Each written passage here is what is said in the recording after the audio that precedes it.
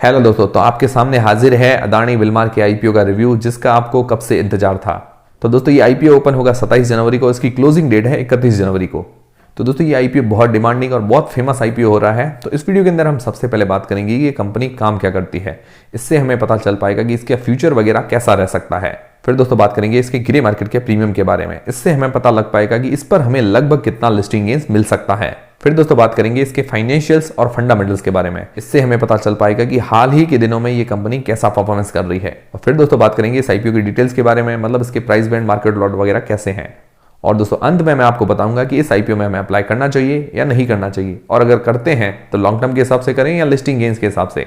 तो दोस्तों वीडियो शुरू करने से पहले अगर आपके पास डीमेट अकाउंट नहीं है तो फ्री में डीमेट अकाउंट बनाने की जो लिंक है वो डिस्क्रिप्शन के अंदर है। उसके अलावा टेलीग्राम और इंस्टाग्राम की भी लिंक डिस्क्रिप्शन के अंदर मिल जाएगी।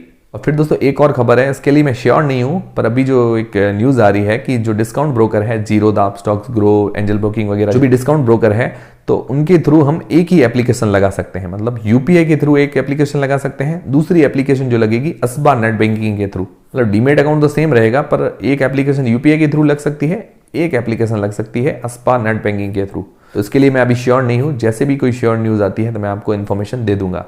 और दोस्तों असबा नेट बैंकिंग के थ्रू कैसे अप्लाई करते हैं, तो उसके ऊपर मैंने वीडियो बना रखा है, तो आप सर्च कर सकते हैं, और उसकी लिंक भी मैंने डिस्क्रिप्शन के अंदर प्रोवाइड करवा दी है। तो दोस्तों सबसे पहले बात करते हैं इसके आज की तारीख में ग्रे मार्केट के प्रीमियम की। तो दोस्तों इसका जो ग्रे मार्केट का प्रीमियम चल रहा है 60 रुपए से लेकर 70 रुपए के बीच में एक शेयर पर, मतलब एक शेयर पर हमें 60 रुपए से लेकर 70 रुपए के बीच में फायदा बता रहा है। तो दोस्तों ये 65 शेयर का लॉट है, तो लगभग एक लॉट पर जो हमें आज की तारीख में फायदा बता रहा है 3900 से लेकर 4550 रुपए के बीच में। तो लगभग अगर परसेंटेज वाइज लिस्टिंग गेन्स देखें तो 25 से 30% तक का लिस्टिंग गेन्स हमें आज की तारीख में देखने को मिल रहा है। पर मुझे उम्मीद है कि इसका लिस्टिंग गेन्स और बढ़ना चाहिए, इसका ग्रे मार्केट का प्रीमियम थोड़ा और बढ़ना चाहिए। तो दोस्तों आज की तारीख में अगर ग्रे मार्केट का प्रीमियम वगैरह देखें तो अच्छा ही चल रहा है, मतलब 20% से ऊपर का लिस्टिंग गेन्स हमें मिलता हुआ दिख रहा है। फिर दोस्तों बात करते हैं ये कंपनी काम क्या करती है। तो दोस्तों जो अदानी विलमार कंपनी है, एक जॉइंट वेंचर है अदानी और विलमार ग्रुप का। अदानी ग्रुप जो है इंडिया का है, विलमार ग्रुप जो है सिंगापुर का है। तो इन दोनों के जॉइंट वेंचर से ये कंपनी बनी है अदानी विलमार। तो दोस्तों जो कंपनी काम करती है, तो कंपनी के प्रोडक्ट्स को हम 3 कैटेगरी के अंदर डिवाइड करेंगे, इससे समझने के अंदर आसानी होगी। तो पहला तो इसका प्रोडक्ट है एडिबल ऑयल, मतलब जो खाने वाला ऑयल होता है। तो पहला प्रोडक्ट इसका है एडिबल ऑयल, जहां से इसका जो रेवेन्यू जनरेट होता है लगभग 65% का। दोस्तों जो दूसरा इसका प्रोडक्ट वर्टिकल है पैकेज फूड और एफएमसीजी, जिससे इसका जो रेवेन्यू जनरेट होता है लगभग 11% का। फिर दोस्तों तीसरा जो इसका प्रोडक्ट है इंडस्ट्री एसेंशियल्स, जहां से इसका जो रेवेन्यू लगभग जनरेट होता है 25% के आसपास का। तो दोस्तों ये क्या क्या है, तो सबसे पहले बात करते हैं एडिबल ऑयल के बारे में। तो दोस्तों एडिबल ऑयल के अंदर ये इंडिया के अंदर मार्केट लीडर है, मतलब नंबर 1 पोजीशन पर आता है एडिबल, मतलब जो खाने वाला ऑयल होता है उसके अंदर ये नंबर 1 पर है। और दोस्तों इंडिया में जितना भी क्रूड एडिबल ऑयल इंपोर्ट होता है, मतलब जो कच्चा खाने वाला तेल जो है इंपोर्ट होता है, उसके अंदर ये नंबर 1 इंपोर्टर है, मतलब सबसे ज्यादा यही मंगवाता है। और दोस्तों एडिबल ऑयल के अंदर ये मार्केट लीडर है, लगभग ये 19% तक का इंडिया का मार्केट कवर करता है एडिबल ऑयल के अंदर। और एडिबल ऑयल के अंदर इसका जो सबसे फेमस ब्रांड है फॉर्च्यून, जिसका नाम आप सभी ने सुना होगा और आपने इसके तेल को वगैरह को यूज भी किया होगा। तो दोस्तों ये कौन कौन से ऑयल सेल करती है, जो सोयाबीन ऑयल है, मस्टर्ड मतलब जो सरसों का तेल है, मूंगफली का तेल है, राइस ब्रान ऑयल है, सनफ्लावर ऑयल है, कॉटन सीड जो मतलब कपासिया तेल है, वनस्पति घी वगैरह, तो इन सारी चीजों की ये सेलिंग करती है। तो इसके अंडर में जो ब्रांड आते हैं, पहला फॉर्च्यून, किंग्स, आधार, बुलेट, राग, अल्फा, जुबली, अवसर, फ्रायोला और भी काफी सारे ब्रांड इसके अंडर में आते हैं। सभी ब्रांड्स के अंदर में ये सोयाबीन ऑयल है, मूंगफली का ऑयल है, सरसों का तेल है, ये सारी चीजों की ये सेलिंग करती है। दोस्तों इंडिया का जितना भी पूरा एडिबल ऑयल का मार्केट है, उसके अंदर ये नंबर 1 पोजीशन पर आता है, मतलब ये मार्केट लीडर है। तो दोस्तों इसका जो सोयाबीन ऑयल है उसके अंदर ये फर्स्ट नंबर पर आता है, जिसके अंदर इसके जो ब्रांड है फॉर्च्यून और किंग, और इसके अंदर ये फर्स्ट पोजीशन पर है। फिर दोस्तों मस्टर्ड ऑयल मतलब सरसों का तेल, इसके अंदर भी ये फर्स्ट पोजीशन पर है इंडिया के अंदर। दोस्तों इसका जो सनफ्लावर ऑयल है, मतलब जो सूर्यमुखी का तेल है, उसके अंदर ये भी 3rd नंबर पर है। और दोस्तों ये पाम ऑयल के अंदर भी 2nd नंबर है, और राइस ब्रान ऑयल के अंदर भी 2nd नंबर पर आता है। और दोस्तों ये ओवरऑल एडिबल ऑयल के अंदर 1st नंबर पोजीशन पर है इंडिया के अंदर, मतलब जिससे इसका 65% का रेवेन्यू जनरेट होता है, जो इसके लिए बहुत बड़ा प्लस पॉइंट हो जाता है। फिर दोस्तों दूसरा जो इसका सेगमेंट है पैकेज फूड और एफएमसीजी, जिससे इसका जो रेवेन्यू जनरेट होता है लगभग 11% का। तो पैकेज फूड एंड एफएमसीजी के अंदर आते हैं चावल, आटा, बेसन है, उसके अलावा सोयाबीन की बड़ियाँ हैं, सूजी है, तो इस तरह की जो भी किचन के अंदर काम आने वाली चीजें हैं, उसके अलावा जो भी एफएमसीजी प्रोडक्ट्स हैं वो इसके अंदर आते हैं। जो तो ये बासमती राइस सेल करती है उसके अंदर ये 3rd नंबर पोजीशन पर है इंडिया के अंदर। और जो इसका खाने वाला आटा आता है उसके अंदर ये 2nd नंबर पोजीशन पर है इंडिया के अंदर। और दोस्तों सोया बड़ी मतलब जो सोयाबीन की बड़ियां होती है उसके अंदर ये 2nd नंबर पोजीशन पर आता है। तो दोस्तों ये पैकेज फूड और एफएमसीजी के अंदर भी मार्केट लीडर है। मतलब जो इसके कुछ प्रोडक्ट्स हैं उनके अंदर ये मार्केट लीडर है, जो इसके लिए बहुत बड़ा प्लस पॉइंट हो जाता है। फिर दोस्तों इंडस्ट्री एसेंशियल्स, मतलब जो इंडस्ट्री वगैरह बेकरी है, बहुत बड़ी बड़ी बेकरियां होती है, जो भी इंडस्ट्री होती है खाने वाली जो चीज़ें बनाती है, तो उसके अंदर भी इसके काफ़ी सारे प्रोडक्ट्स जाते हैं। वहाँ से इसका जो रेवेन्यू जनरेट होता है लगभग 25% का। दोस्तों इंडस्ट्री एसेंशियल के अंदर क्या आता है कि जो बेकरी रिलेटेड जो भी फैट्स वगैरह होते हैं, ऑलियो केमिकल होता है, तो दोस्तों ऑलियो केमिकल सोप, डिटर्जेंट, कोटिंग वगैरह पेंट्स के अंदर काम आता है। फिर दोस्तों कैस्टर ऑयल भी सोप, डिटर्जेंट वगैरह इसके अंदर काम आता है। और फिर दोस्तों लेसिथिन, जो कि आइसक्रीम या चॉकलेट वगैरह उसको टेक्सचर वगैरह देने के लिए काम आता है। दोस्तों इसकी भी ये मैन्युफैक्चरिंग करती है और सेलिंग करती है। और दोस्तों कैस्टर ऑयल के अंदर भी ये मार्केट लीडर है इंडिया के अंदर। तो दोस्तों ये भी इसके लिए बहुत बड़ा प्लस पॉइंट हो जाता है। और इसके अलावा ये सोप, सैनिटाइजर है, डिश वॉश बार है, ये सारी चीज़ें भी मैन्युफैक्चर करती है और उसकी सेलिंग भी करती है। तो दोस्तों जितनी भी FMCG कंपनियां हैं जो लिस्टेड है और नॉन लिस्टेड है, उसके अंदर 2 ही ऐसी कंपनियां हैं जो सारी किचन कमोडिटीज, जो मतलब किचन के अंदर काम आने वाली चीज़ें हैं, वो सेल करती है और मैन्युफैक्चर करती है। जिसके अंदर ऑयल है, आटा है, राइस है, दालें हैं, शुगर है। इसके अंदर अदानी विल्मार और पतंजलि, ये दोनों ही कंपनियां हैं जो ये सारी चीज़ें सेल करती है। तो इनकी टक्कर में अभी कोई भी कंपनीज नहीं है, तो ये भी इसके लिए बहुत बड़ा प्लस पॉइंट हो जाता है। और पतंजलि अभी नॉन लिस्टेड कंपनी है। और दोस्तों अदानी विल्मार जो है अपने प्रोडक्ट रेंज के अंदर मार्केट लीडर है, मतलब जो भी ये प्रोडक्ट मैन्युफैक्चर करती है, सेल करती है, उसके अंदर ये मार्केट लीडर है, जो इसके लिए बहुत बड़ा प्लस पॉइंट हो जाता है। और दोस्तों इसका जो नंबर है टॉप 10 FMCG कंपनीज के अंदर आता है इंडिया के अंदर। और दोस्तों इसकी टोटल 22 मैन्युफैक्चरिंग यूनिट्स हैं, जिसके अंदर 10 तो क्रशिंग यूनिट्स हैं, मतलब जो क्रश वगैरह करने के लिए काम आता है, और 19 इसकी रिफाइनरीज है, मतलब जो ऑयल को रिफाइन करने के लिए जो भी काम आती है, 19 इसकी रिफाइनरीज है। और दोस्तों इंडिया की मुंद्रा के अंदर इसकी सबसे बड़ी रिफाइनरी है, वहां पर डे 5000 मैट्रिक टन माल निकलता है। और दोस्तों इसके 28 राज्य और 8 यूनियन टेरिटरी के अंदर इसके टोटल डिस्ट्रीब्यूटर्स हैं, मतलब टोटल इंडिया पूरे की बात करें तो टोटल इंडिया पूरे के अंदर इसके डिस्ट्रीब्यूटर्स हैं। तो दोस्तों ये तो ही कंपनी के बाद, मतलब ये कंपनी काम क्या करती है और किस किस सेगमेंट के अंदर लीडर है। अब दोस्तों बात करते हैं ये कंपनी हाल ही के दिनों में कैसा परफॉर्मेंस कर रही है, मतलब इसके फाइनेंशियल और फंडामेंटल्स कैसे हैं। दोस्तों 2019 से लेकर 2021 तक का देखें तो इसका जो रेवेन्यू है वो लगातार बढ़ रहा है, जो कि इसके लिए बहुत बड़ी पॉजिटिव पॉइंट हो जाता है। फिर दोस्तों इसके प्रॉफिट की बात करें तो 2019 से लेकर 2021 तक भी इसका प्रॉफिट लगातार बढ़ रहा है।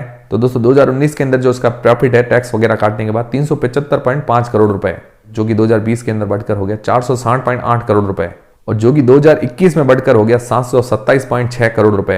मतलब प्रॉफिट के अंदर भी लगातार हमें ग्रोथ देखने को मिल रही है, रेवेन्यू के अंदर भी लगातार ग्रोथ देखने को मिल रही है। इसके लिए बहुत बड़ा पॉजिटिव पॉइंट हो जाता है। और दोस्तों ये FMCG कंपनी है, इसकी ग्रोथ आने वाले दिनों में और ज्यादा बढ़ेगी। अभी ये IPO भी लाने वाली है, तो अपने कंपनी पर काफी पैसे खर्च करेगी। दोस्तों अभी 6 महीनों मतलब सितंबर 2021 तक की बात करें तो 357.21 करोड़ रुपए का इसने प्रॉफिट जनरेट किया है। तो अभी 6 महीनों के अंदर लगभग इतना किया है, तो अगर इसका दुगुना भी कर देते हैं तो FY22 के अंदर भी 700 करोड़ से ऊपर का प्रॉफिट जनरेट ये कर सकती है। तो दोस्तों इसके फाइनेंशियल काफी मजबूत नजर आ रहे हैं। और इसके ऊपर डेप्ट की बात करें तो डेप्ट भी नेग्लिजिबल है, मतलब इसका डेप्ट टू इक्विटी रेशियो है वो 1 से कम का है, तो डेप्ट भी हम नेग्लिजिबल मान सकते हैं। तो दोस्तों ये कंपनी फाइनेंशियली बहुत मजबूत नजर आ रही है। अब दोस्तों जो इसके पीयर कंपटीटर है, मतलब जो बाकी सारी FMCG कंपनियां हैं, हिंदुस्तान यूनिलीवर है, नेस्ले है, और भी काफी सारी जो FMCG कंपनियां हैं, उनसे इसका पीई कंपेयर करें तो ये 36.10 के पीई पर लिस्ट होने जा रहा है। तो बाकी सारी जो FMCG कंपनियां हैं उनसे ये सस्ती वैल्यूएशन पर लिस्ट होने जा रहा है।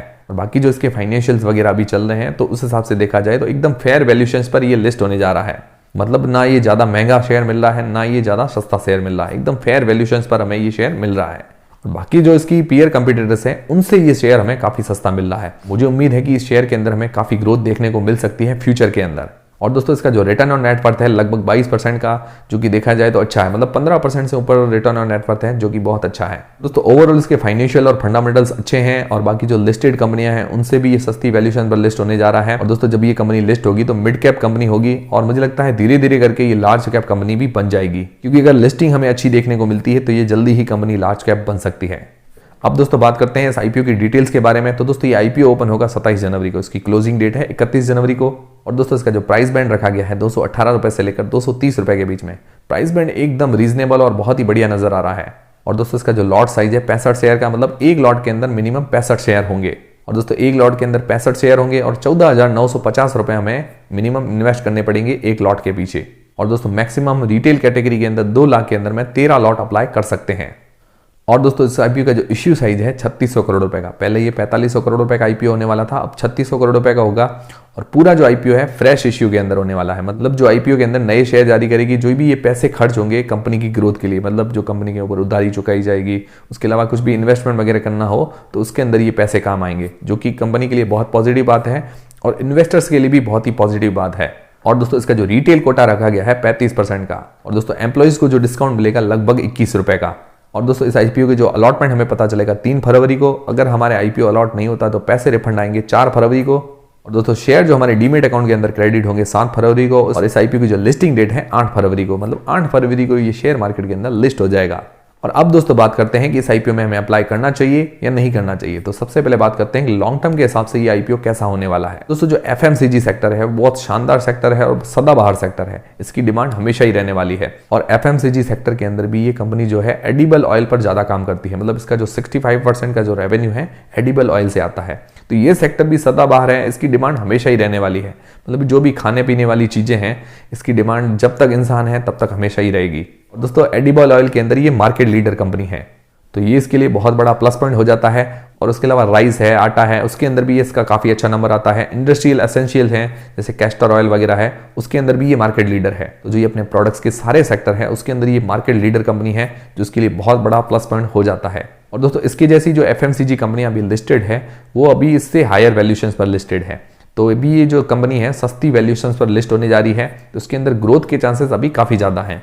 और हालांकि हर कंपनी को एक जैसा कंपेयर नहीं कर सकते, पर हम अगर देखें कि एफएमसीजी कंपनी की जो भी ग्रोथ है उस हिसाब से इस कंपनी की भी ग्रोथ हमें अच्छी देखने को मिल सकती है। और अभी जो हिंदुस्तान यूनिलीवर का शेयर है वो लगभग 2300 रुपए के आसपास चल रहा है, और उसके अलावा जो नेस्ले का शेयर है 18-19 हज़ार रुपए के आसपास चल रहा है।